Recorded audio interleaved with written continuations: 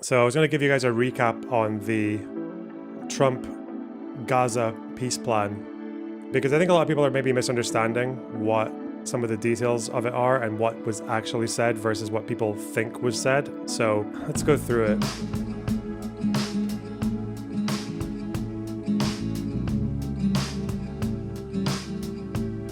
The thing about this deal that Trump's offering is that it's very tactical. It's very well worded in like a very Trump way, because anyone can basically do quite a lot of wiggling with it. So it, as you'll already notice, it's kind of been interpreted in slightly different ways by different people. And also the support that people have given for it is not exactly like a full we support this deal, but more like, yeah, we support what you're doing, or we support this, like your initiative. So it's like, if you look through the deal, it was 21 points, and they go, a lot of them are just kind of like supplementary, but as a really quick breakdown, you've got one, partial IDF withdrawal, which prepares for a hostage release. There won't be any military operations until conditions are met for a staged withdrawal. So partial withdrawal, hostage release, then a staged withdrawal of the IDF. Then within 72 hours of the deal being accepted, there's supposed to be Israeli hostages returned. In exchange, there will be about 250 Palestinian prisoners who are serving life sentences released, as well as 1,700 Gazans who were arrested after October 7th. Then Hamas members are going to be given amnesty if they commit to peaceful coexistence and disarm. That's the words they've used. Any Hamas members who would like to leave will get safe passage to any country that would have them. Number 4 is full aid sent to the Strip. So it'll be an equivalent of what they did in, by full aid, what they just mean is enough more trucks, because it's easier to distribute everything around when there's no fighting. It's consistent with the January 19th numbers, which is the ceasefire of January, which was 600 trucks a day roughly. Almost all of them distributed by the UN.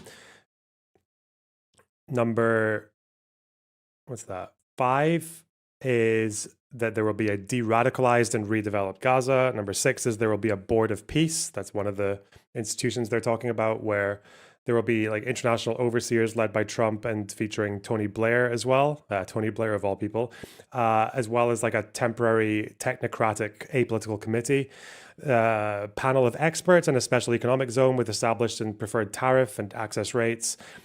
Just technicalities again.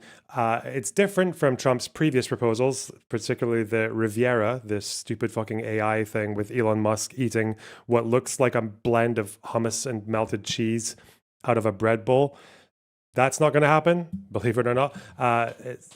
Under this one, they're saying that no one will ever be forced to leave Gaza. People who want to leave voluntarily will be allowed to, but they're also saying we'll encourage people to stay and offer them a better opportunity to build a better Gaza. They have explicitly said that Hamas and other factions will have no role in governing. All military infrastructure will be destroyed, weapons, tunnels, etc. There's going to be a commitment to peaceful coexistence with neighbors. There's going to be regional partners working to ensure that Hamas complies with obligations, like the remaining Hamas members. There's going to be what's called an Temporary International Stabilization Force, or ISF, which very unfortunately has the same name as the same abbreviation as the Israeli Security Forces, ISF, but okay. That's going to consist of the United States as well as Arab and other international partners.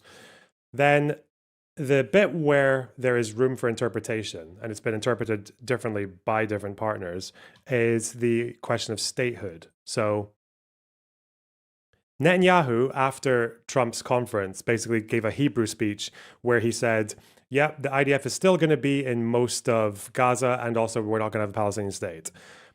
And you can interpret the deal in that way if you assume that the Palestinians and the Palestinian Authority will never meet the appropriate conditions for it. So in the Trump deal, they more or less say that if there's a reformed Palestinian Authority, that may create conditions for a pathway to self-determination and statehood. So it's like, we acknowledge your desire for a state, but before that, there's going to be a reformed PA. And between those two, it may create conditions for a pathway to statehood. So before statehood, there's a pathway. Before the pathway, there is conditions created by a reformed PA.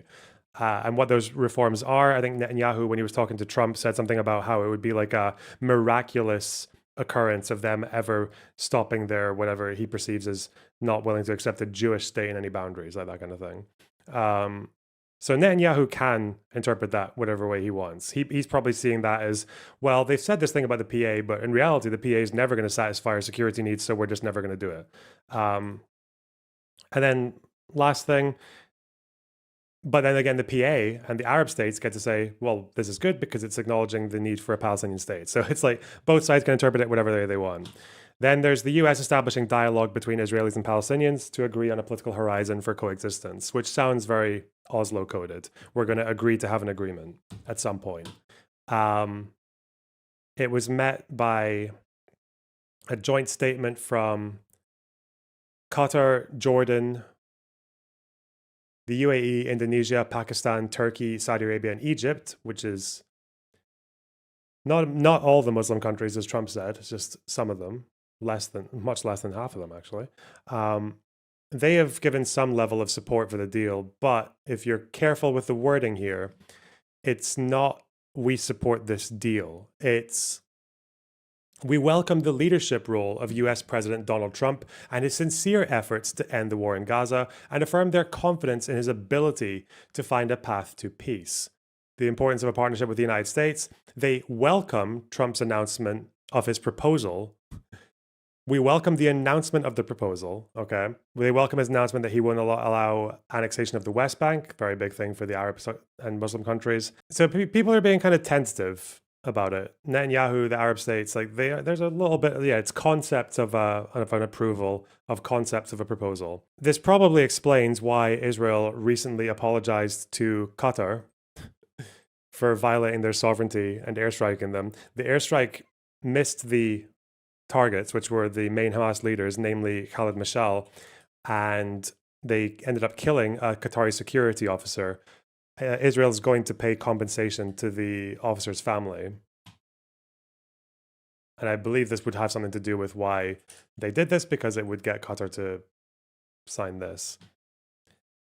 Netanyahu giving that speech in Hebrew after talking to Trump and basically saying, yeah, well, there's going to be no state. We're only going to withdraw a little bit, because I guess he doesn't really envision there being a security situation that would allow them to leave fully, or that would mean they have to leave fully.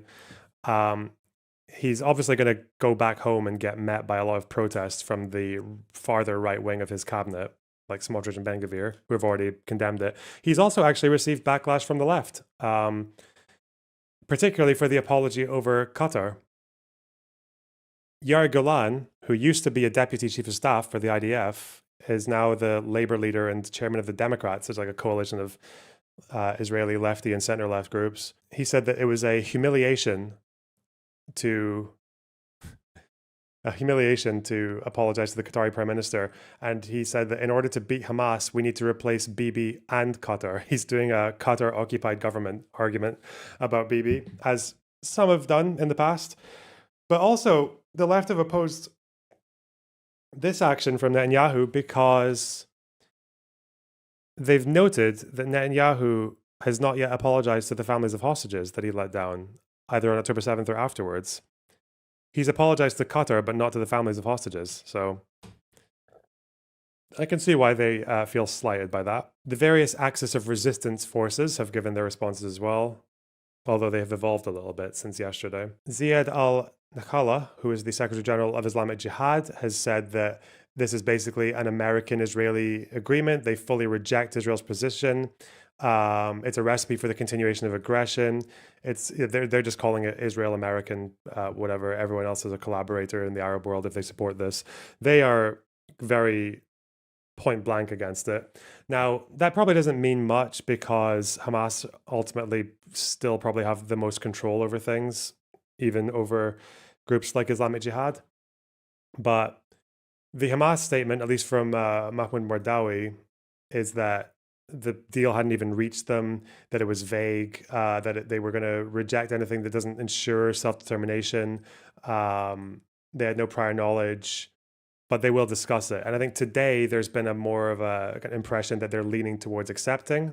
But again, it's just whenever you see stuff like this, read the article, because this is not an official announcement from Hamas. This is a report. And if it's a report, it's generally, when you hear stuff like this, it's because an official anonymously told a journalist or who told another official. It's like, it's often just like whispers. They're often not far off the mark, but they should be taken with a pinch of salt.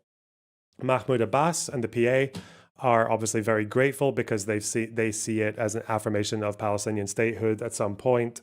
And also actually Mahmoud Abbas was interesting in this as well, because a few days ago at the UN, he gave a speech that honestly said, I think, quite a lot of things that Israelis have wanted to hear from Palestinian leaders for the last 100 years. He still did his usual thing that they hate, which is they call it lawfare, where he accuses them of genocide and starvation and all this shit, right? But throughout this speech, he also reassures the international community and Israel that they don't want an armed state. He explicitly said, we do not want an armed state. They want a modern democracy. They don't want Hamas to have any role in governance. They want them to hand over their arms. They want rule of law. They want to empower women and youth in their system. So there's been a few affirmations there of positions that normally you wouldn't expect from even from a PA official. Obviously, Netanyahu is going to call it all lies and deceit and nonsense. But again, if that's the messaging of the leadership across Palestine, West Bank, and Gaza, and they can show it, puts Israeli right in a very indefensible position. And it makes it a lot easier for Israeli leftists to actually advocate for statehood for Palestine and an end to the conflict, because they can point to a feasible negotiating partner on the other side that's not Hamas or Arafat, right? So all in all, it seems like a no-brainer that Hamas should accept it, but you know what they're like. They probably still think they can reap a few more rewards by damaging Israel's reputation further on the world stage.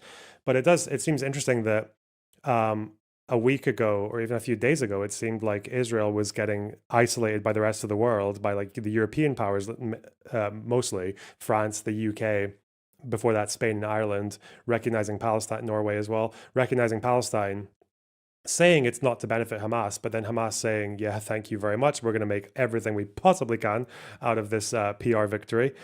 But at the same time, you've got America, Qatar, and all these other Muslim countries backing, like, at least the concept of a Trump deal. So it's interesting how the forces are kind of moving in different directions there. A lot of this from Qatar and the Emirates and the other Gulf states, that's not necessarily new. A few months ago, Egypt, Jordan, Qatar, Emirates, they've already condemned Hamas. They've already condemned Hamas for October 7th. They've already said that Hamas should lay down their arms and give up power. They just obviously haven't done it yet, but they've already held that position, as long as they get some assurance that the PA would be able to take over rule of Gaza at some point. Have you covered the pre-Bibi/post-Bibi issue regarding it? Yes, I have, yeah. We can maybe watch it if you want, because, again, it's just that it's like that taking advantage of the loosely worded deal and interpreting it in his way. ראש הממשלה, איך אתה מסכם את הביקור? זה היה ביקור מצוין. גם ההתחלה באו"ם וגם הסיום בוושינגטון. זה הביקור הרביעי שלי בוושינגטון מאז שהנשיא טראמפ נבחר. זה ביקור היסטורי. במקום שהחמאס יבודד אותנו, הפכנו את היוצרות ובודדנו את החמאס. עכשיו כל העולם, גם העולם הערבי והמוסלמי, לוחץ על החמאס לקבל את התנאים שהצבנו יחד עם הנשיא טראמפ, לשרת כל חטופינו, החיים והחללים כאחד, כשצה"ל נשאר ברוב ארצות. Now you see, this is interesting, is that what he's saying here is it's not actually even wrong. If you look at the deal, at the release of hostages, they say Israeli forces will withdraw partially to prepare for a hostage release. But what he's not going to mention in this Hebrew address is that it would be followed up by a frozen battle line until conditions are met for complete stage withdrawal. The way Netanyahu is interpreting this is that he's basically saying, I'm not going to tell them about this because I'm confident that I'll just be able to say these conditions are never met. That's going to be his game. He's going to say the conditions have never been met, so we're just going to stay in our partial withdrawal. Like, what conditions? Whose conditions? You know? So that's kind of what he's saying there. And this obviously is very much an attempt to appease his base with that interpretation of the deal. מי היה מאמין לזה? הרי כל הזמן אומרים, אתה חייב לקבל את התנאים של החמאס, להוציא את כולם, צה"ל צריך לצאת החוצה, והחמאס יכול להשתקם, ויכול גם לשקם את הרצועה. לא ולא, זה לא קורה.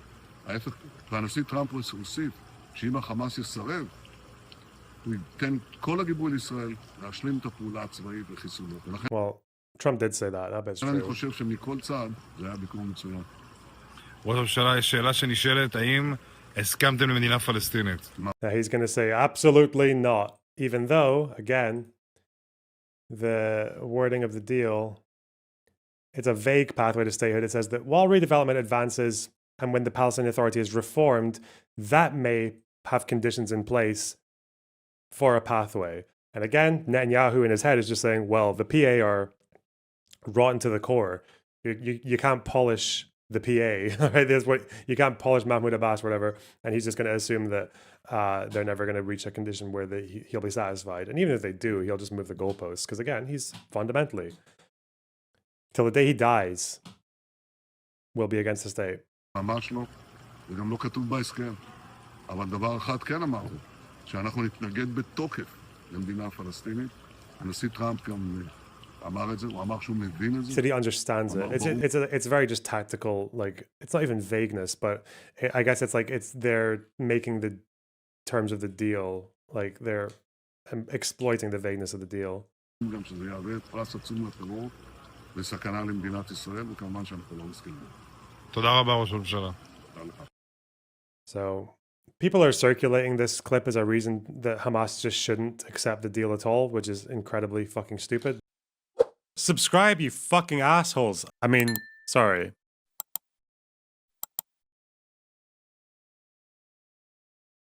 But I mean, yeah, like, it's very obvious that he is interpreting it in his own way and making use of all the caveats to the max. It doesn't seem to have fooled anyone though, because the Israeli right wing are very angry with him right now. Ben-Gvir and Smotrich have both been angry with him for signaling support for it. This is separate, but this is recent, I think. It's I've never seen this guy before. This is one of the Shura Council members. Now, I don't know if the Shura Council for Hamas works in the same way as Hezbollah, because the Shura Council for Hezbollah is like, it's like the top.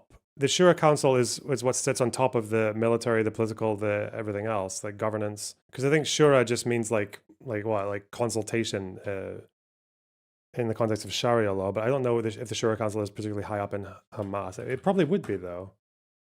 Structure. Yeah, it's the highest consultative body. Oversees the political bureau. No, not on Instagram. Fuck off. Oh, it's below the Politburo though. Oh wait, no, so it's below the Politburo. Okay, but the Politburo is elected by the Shura Council.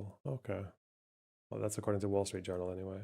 Yeah, he said something about how this is a guy who's claiming to have warned Hamas against October 7th. It's 5 minutes. It's a big memory video, big fat one. وكان لي رأي واضح في هذا الأمر إنه إذا يعني دخلنا في عملية كما يقولون كسر عظام مع الاحتلال سوف يعني تكون ردة فعل الاحتلال ردة فعل قاسية، وهذا هو في الحقيقة ما حدث. يبدو واضح من كلامك أنك كنت قبل عملية طوفان الأقصى تحذر من الدخول في عملية أو في معركة كسر عظام مع الاحتلال الصهيوني. نعم. من حذرت؟ أو إلى من أوصلت صوتك أنه انتبهوا، العدو الصهيوني يريد منكم حجة فلا تعطوه هذه الحجة؟ أنا طبعا يعني كعضو في مجلس الشورى العام صلتي مع القيادات صلة طبيعية مع الكل. 7 أكتوبر هل حذرت أنت قبلها أنه لا تدخلوا معركة كسر عظام مع الكيان الصهيوني؟ نعم، أنا كان رأيي في ذلك هكذا. إلى من وصل هذا التحذير؟ مع قيادات الحركة يعني. لم يسمعوا منك؟ نعم. لم يسمعوا منك؟ لا، كان لهم رأي آخر. نعم. وكان يعني لابد أن الشعوب حتى تتحرر لابد أن تدفع الثمن. هكذا كان في الجزائر وهكذا كان في فيتنام أيضا. يعني كل الحركة كانت This is always the issue, though, is the complete misunderstand. Like the reason it doesn't work in Algeria as it did in Algeria and Vietnam is because you're dealing with a group that is there for very different reasons. The French were there for so that their state could make money. Vietnam, again, like what, Cold War containment, whatever the fuck. It's a different reason. It's different when you're dealing with a local population that sees themselves as indigenous, that has nowhere else to go, that sees themselves as refugee. They're not. You can't dislodge them in the same way. If you could, Israelis would have fucked off long ago. Like if Israelis had a more peaceful, safer country to go to, most of them would have probably left like after the 48 war or even before then, maybe even during the Arab revolts. But yeah, the point is that they, couldn't. متفقة على أن نبدأ معركة مع الكيان الصهيوني. نعم، كل الحركة. كل الحركة. يعني ليس كما هو صحيح. أنا بتكلم عن المستوى القيادي طبعا. نعم. ليس كما هو رائج أنه المستوى السياسي غير المستوى العسكري. لا، ليس صحيح. إحنا عندنا يعني حركة تلتزم بأسسها إنه العسكري تابع للسياسي، وحقيقة هذا موجود وليس بروباغندا لحركة حماس. لكن معلش يعني اعذرني، أنا أشعر. Is that actually the Arabic word for propaganda? Propaganda. Nice one. Chiro Bandit, thanks for the 9.99. Can you please read the subtitles? Someone of use are making super dark super chat money while you stream. What a fucking weirdly worded sentence. إنه العسكري هو الأقوى، وهذا طبيعي إنه يكون الأقوى. لا، ليس طبيعي أن يكون هو Some of us, I see. هو جهاز تنفيذي لما تراه. What percentage of Israelis are from MENA? I think you mean MENA. The majority of them, it's like just over half, a little bit over half. Israeli Jews, I mean, not Israelis, because obviously lots of Israelis are not even Jewish. Okay, he's saying they serve as an executive tool that carries out the movement's political decisions. This is what actually happens. People say that there are different opinions between Hamas home and Hamas abroad. No, that's not true. Did the political leaders know about the Al-Aqsa flood operation? Of course, they knew that it would happen. But they did not know when and where. This was known to 3 people only. That's exactly what that British report said. Who were the 3? Marwan Issa, Yahya Sinwar, and Mohammed Daif.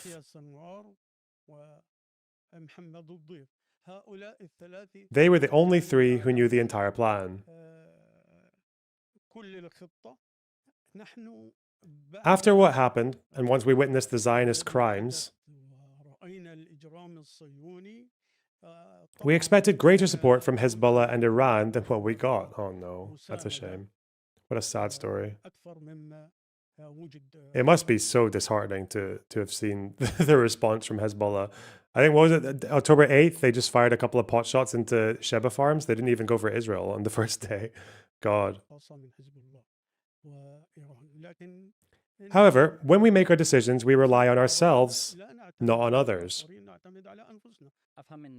I gather from what you're saying that you are not entirely happy with Hezbollah's efforts, which Hezbollah claimed was in support of Gaza. We were hoping for more. What about Iran? The same is true for Iran. Iran did nothing except for some help with logistics. Oh no. Does Hamas have a unified position regarding Iran and Hezbollah? The truth is that once the leaders make a decision, everybody abides by it. But there are different opinions inside the movement. There are people who support ties with Iran even more than the leaders, while others are completely against them. There are also people who see things differently, and say that decisions should be made according to Hamas's interests. Depending on the issue at hand, yes, yes. In Gaza, we would not allow any cell that wanted to become part of Hezbollah. I didn't know they could do that. Or to become Shiite. We would crack down on them. Oh no. Crack down on anyone who wants to become Shia. Fuck. Well, that's interesting. I always like those interviews where they give you some kind of insight into the internal structures of these organizations, because they're often like quite opaque. Well, so now what I'm just dealing with on the social media, this is unbelievable, man. Like Mehdi Hassan of all people. He comments on the deal and says, some of this is actually pretty good. Palestinians don't have to leave. Some of it pretty bad. Tony Blair is going to help run Gaza. Okay, this is a measured comment. I agree with all this. Next step. And in the end, once again, it all comes down to whether Israel accepts or rejects it, or even abides by the conditions. It never does. I know that the method, whether they realize it or not, is just pretend Hamas doesn't exist. In conflict, in military operations, in political decision, just pretend they don't exist. It's so on the nose, isn't it? And this is after Israel said we support this deal. It's after they said it. Is there someone you forgot to ask? I consent. Yeah, this was the Reuters headline at the time. Trump secures Netanyahu's agreement to Gaza deal, but Hamas support in question. Yeah, there's a lot of this. There's a lot of this shit going around. I wonder, Pete, okay. I wonder if I can find, is it here? Yeah, it's this. OMG. Trump's peace plan for Gaza includes a board of peace headed by Trump and will include Tony Blair. This is not a peace plan. It's a demand of surrender to the colonial and imperial power. Yeah, it's just like, this is what you end up in with the fucking me when I think it's a genocide, but I don't want it to end. Jesus. There's been a lot of this going around. You'll notice that a lot of people who are opposing this deal, they are looking for any excuse to just not say, I do not think Hamas should accept this deal. Because so far, you're up against Qatar, Pakistan, Turkey, the United Arab Emirates, Indonesia, Saudi, Egypt, Jordan, Israel, United States. You're up against all of these, PA, and then you have to take the position that you can't support it because that just makes you look like a gay shit. So you just have to, Turkey agreed as well. Well, again, careful language. They agreed to I'll find you the exact wording again. The exact wording is quite funny, actually. Yeah, they say, welcome the leadership and sincere efforts. Where was it? They welcomed Trump's announcement of the proposal. It's like, again, not because like a lot of what Trump said in the proposal, it overlaps quite neatly with what the Arab states want. The problem is that they are much more firm and they want it to be a path to statehood, for example. They want a much more firm assurance of a path for Israeli withdrawal, right? But my feeling when the White House instantly told Israelis that the peace deal is a sham. Now, of course, this could be posturing. Really, well done. You can also just listen to the words he's saying. The words he's saying he's just doing what everyone else is doing. He's strategically interpreting the terms, which are deliberately vague. But the design of the American proposal leaves no room for Palestinian self-determination. It's another way to manage the PR of the genocide with no intention of stopping it. Are you fucking mental, man? It literally involves a freezing of the lines, which would mean no fighting. But I guess that to you, that's the same. Is it, buddy? Again, just say, I think that Hamas should just keep fighting. I think that's better than them accepting this deal. Just say it. Just say there's a genocide, but you don't want it to end. Because otherwise, what the fuck would you have to complain about on your stream and make money off of it? Okay? What other excuse would you have to wear your little t-shirts with fucking Hamas slogans on them? God. Anyway, it's kind of annoying.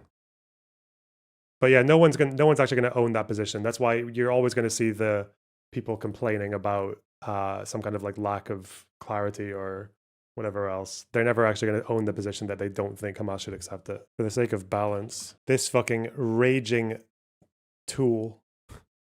When do Palestinians get to decide their own future? When you start a war and lose, you don't get to choose a goddamn thing, actually. Again, it's like, No, actually, when people start a war and lose, sometimes they get occupied for a time of reconstruction, and then they do actually get a path to decide their own future, as happened with Germany, Japan. It's also, oh God, wait, I don't like whatever the term is, don't let perfection get in the way of the good or whatever, right? Yeah, people saying that. Germany got split in half after World War II. And one side went to the Soviet Union. Like, they fell under authoritarian rule. Can you imagine someone like opposing the end of the war because post-war is going to be a bit messy with fucking Checkpoint Charlie and the division of Berlin and the wall and everything? Like, nah, I mean, you solve one problem, then you go on to fix another one. That should be the simple. Stop sending me fucking Vicegrad tweets, you piece of shit. Fuck off. No. Even losers retain the right to self-determination. Yep, they do. At most, it gets temporarily suspended. But yeah, it's fucking freaks. Whatever. Everyone's retarded. As always. Not me, though, because I'm Neo. And Harry Potter. And the Terminator. What? Oh, I didn't actually see this one. Might as well throw this one in. Statement from Fatah. Welcomes efforts to stop the war and achieve peace based on international legitimacy. The Palestinian National Liberation Movement, Fatah, welcomed regional and international efforts, including those of US President Donald Trump, to stop the war and stop the bloodshed of innocent people, leading to peace in the region on the basis of international legitimacy. They said in a statement, "We affirm our full readiness to cooperate with all parties to achieve a ceasefire, the entry of humanitarian aid to stop the famine in the Gaza Strip, the release of hostages and prisoners, the establishment of international mechanisms to protect our people, the cessation of unilateral Israeli actions that violate international law, the release of Palestinian tax funds, and the achievement of a complete Israeli withdrawal, the unification of Palestinian land and institutions in the Gaza Strip and the West Bank, including East Jerusalem, leading to the end of the occupation on the basis of the two-state solution, to embody the independence of the sovereign state of Palestine in accordance with international legitimacy." It's the same thing. This is the Trump style, the Trump deal that basically everyone gets to do what they want with it. Yeah. Full support and commitment to implementing the pledges made by Mahmoud Abbas at the conference in New York. Complete the reform program. Yeah. You know what? I have faith. I just don't understand this argument from people who just seem to believe that the PA can just never be saved. They can never be reformed. They can never be put in a position where they could actually be in charge of a state. Like, when you look at the way the West Bank is, given the conditions and given the amount of fucking difficulty that they have to deal with, not to mention having their funding effectively frozen in large parts by the Israeli government for 2 years, like, things more or less, like, they function, and they still manage to produce like one of the best educated populations in the Middle East. I think it's the second most. They still manage to have parts of the area, even in the West Bank, where there are like tourist attractions. Like Ramallah still looks nice. People get on with their day. Like they've managed to achieve like quite a surprising amount given the conditions that they're in. But the fact that people just seem to think that they can never actually be part of a path to statehood is just fucking, it's deranged to me. I know why they say it, obviously.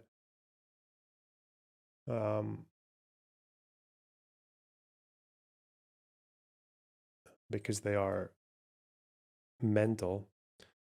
Okay. Former conflict negotiator responds. Let's see. The war would probably take another... To delve a little deeper, to find out what's really going on. Explanation, analysis, the people at the heart of every story. I'm Neil Patterson, and this is the Sky News Daily Podcast. So, by the end, we'll hopefully all understand what's going on in the world just that little better. Available wherever you get your podcasts. He's Scottish. He's a Scot. Nice. I witnessed the complete destruction of a place linked to my childhood memories. This is insane. I'm Yusra and This is insane, Jack. The Minister is meeting with his cabinet this evening with suggestions there could be some pushback from some of his ministers. Oliver McTurnan is a former conflict negotiator, also co-founder and director of the charity Forward Thinking. And good evening, Oliver. So, there seems to be broad international support for this proposal. Do you think it could lead to something? I fear not, Mark, because what we witnessed yesterday wasn't the outcome of negotiations. the Palestinians, not just Hamas, but the Palestinian factions were not at all consulted. And so we had what I would call a unilateral ultimatum. You take this, or there will be severe, unimaginable consequences. Now, in my experience, that doesn't help resistance movements to reach the conclusion they should. I think that sort of pressure is more likely to stiffen resistance. Yeah, Whoa. but I mean, then you've got the Qataris, Saudi Arabia, Egypt, Turkey. So I'm guessing the 82 in Lebanon, that's just something that, you know, happened to other people. Okay. Pakistan, Jordan. This is all according to Donald Trump, who are going along with this and who are apparently urging Hamas to accept this. Yes, Yeah. I read carefully the statement they made, and I think it was a very carefully crafted statement. It that's almost was just saying we welcome Donald Trump's involvement Yeah. because it could lead to a That's solution true. That's a along fact. these lines. Now, what we witnessed again yesterday was even on the podium with President Trump, Bibi Netanyahu was actually saying, well, my first objective since 2 years ago has been to see the demise of Hamas. And he didn't draw back on that. There wasn't any sign of a new Bibi and a new approach. And then we know afterwards he did his own video in which he made very clear that he wanted to pursue that first objective. Now, so I got an awful feeling that this was a setup as a blame game, and that what we will witness is the continuation of the war in Gaza and eventually the deportation of the people of Gaza. I was in the Knesset 2 weeks ago and engaged with a number of officials there right across the party spectrum. And their estimation was the war would probably take another 6 months, and that most people would only feel secure if the population of Gaza was expelled. Now, I think we've got to be realistic and say that is still on the table. So I don't see what happened yesterday and the pressure today and the, sort of other leaders saying, well, go along with this. I don't see. Haviv Gore's analysis just dropped. Oh, maybe? Why not? What's this? This is just Axios talking about how this is just what I said, wasn't it? The scramble to shape the plan is just beginning. I mean, okay, obviously. Should we see what he's saying? What was changed in the deal for BB? Okay. Let's see. Split screen. Straightforward deal, aligned in a final plan, Hamas annihilation. Behind the scenes was murkier. Ooh, shit!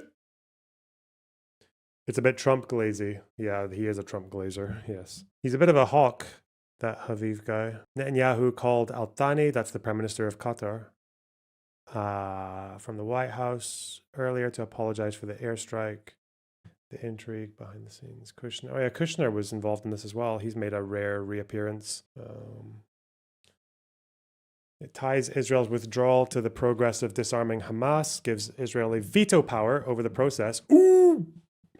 Shit! Even if all conditions are met and 3 phases of withdrawal are completed, Israeli forces will remain within a security perimeter until Gaza is properly secure from any resurgent terror threat. That could mean indefinitely. I mean, it does, okay. Qataris tried to convince the Trump administration not to release the detailed plan on Monday. Due to those objections, the White House released it anyways. Ooh, shit. Wait, where is the full... Never mind, okay. Abbas, welcome. Trump's plan takes the forced displacement of Palestinians from Gaza off the table, along with any permanent Israeli occupation of the enclave. Promises a surge in humanitarian aid. Includes support by the Trump administration for a credible pathway to statehood. Okay. He said within 72 hours of Israel publicly accepting the agreement, but yeah, even if Hamas responds positively, it's going to take longer than 3 days to get a final, yeah, obviously. Whatever. Again, I just don't think Hamas have any...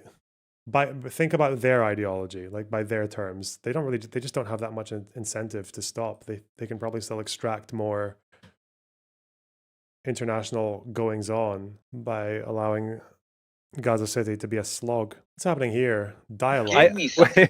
Give me one thing Just one. Just Sure, take the sure, time right sure. now. Explain. Yeah. One thing that makes this a genocide. I'm gonna do that. I just want everybody to Uh-oh. recognize the deflection, the massive deflection that happened here. Not a It's not a deflection. deflection. You can't. The deflection, the genocide conversation is the deflection to peace. That actually is the deflection. But okay, Ooh. you're allowed to yours. I'm allowed to mine. Shit. You call it a deflection. I'm also going to do the same thing. Okay. You see, this is the thing. It's not what's good for the goose is good for the gander. You can't do that. The steel manning is on you now. You're steel manning. You came on here with a very strong opinion about genocide, and then through a series of questions, it became abundantly clear that you actually don't really know what you're talking about on the issue. Whoa. And now you're saying, well, you haven't made the case either. So I will, because I've read it. Or I've read many of the report. I've read many of the reports. So they focus. That you know what you're talking about, and I don't, and you still haven't given me what. No, I'm not. I'm not looking for credit. I just want you to have just a little higher degree of.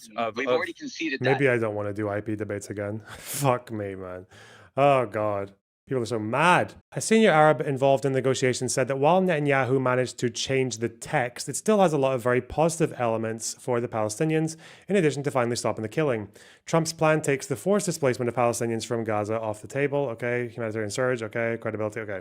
What they're saying, Mahmoud Abbas welcomed Trump's efforts to end the war and expressed confidence in his ability to find a path towards peace. That's a notably positive statement, considering the Palestinian Authority outright rejected Trump's peace plan during his first term. Well, the Trump peace plan during the first term was fucking mental. They basically just allowed every settlement in the West Bank to stay, and the Palestinian border just kind of exists around it. Trump's plan says that within 72 hours of Israel publicly accepting the agreement, all hostages alive and deceased will be returned. It's unclear whether Netanyahu's acceptance of the plan on Monday afternoon started the clock. I'm going to say it didn't.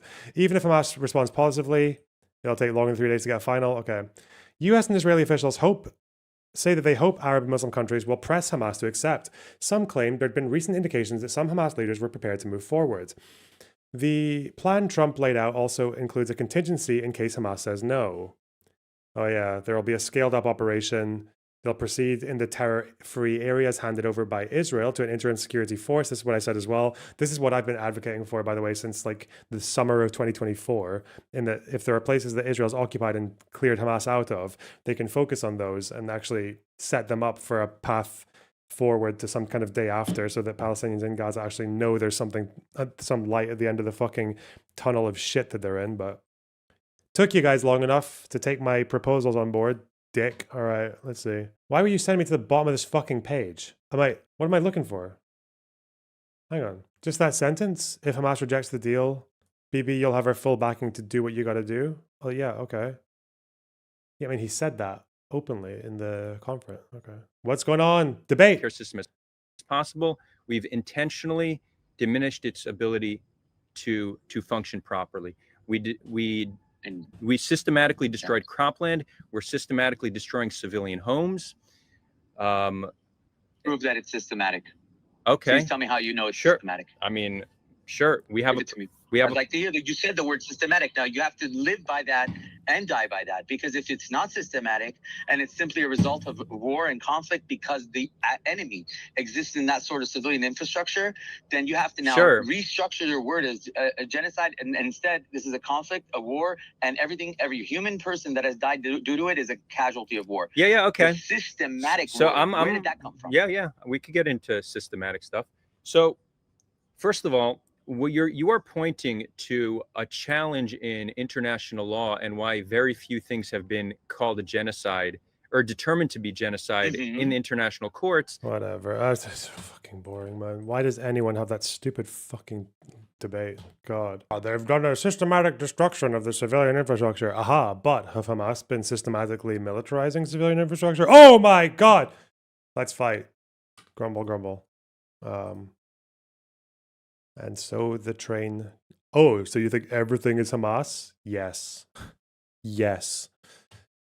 Okay. Epic debate. Same time next week. Trump saved the world. Nice. You've had like 10 of these combos. There's no space in the high. 10 is not that many in 2 years. Okay. I reject that stance. You're a brute. Okay. You used to be one of those people who did IP debates. I mean, I still sometimes do. It's just, I feel like we need more interesting characters to talk to.